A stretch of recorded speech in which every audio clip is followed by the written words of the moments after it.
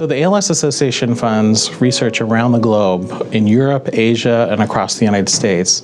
But in particular, through our network of ALS Association certified centers, the clinical trials where people really get access to the therapies, it happens right here in Portland at the center, but also across the country at similar sites.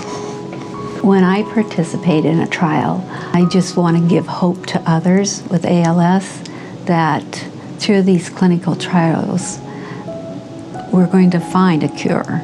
People with ALS participate in clinical trials for a number of reasons. So one reason is obviously to take control of the disease, to do something active to, with the hope of slowing progression and improving prognosis. Probably the more important factor is a selflessness and a desire to give back to the ALS community and to help move ALS further along toward a more effective treatment. And I think Leslie is the epitome of this. She's just a very selfless person whose goal is to help others, and this is the way she does that.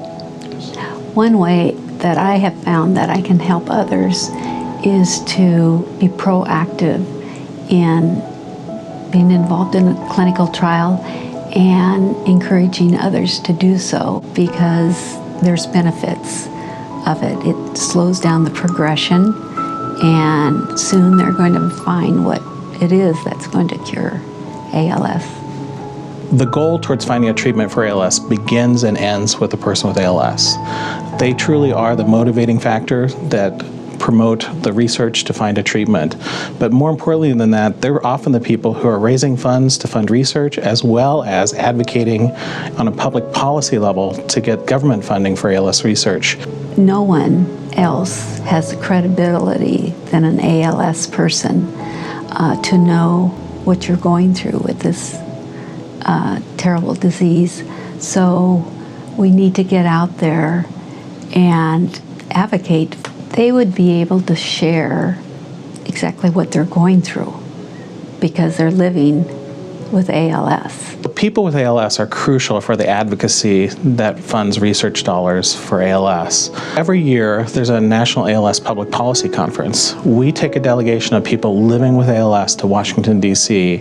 I can go to Congress and talk to our congressmen and senators, and they see an advocate, they see a lobbyist. But when a person with ALS is there, they have to listen because they're telling about their life, they're telling them about their disease, and looking at people in their faces, they can see how important this is.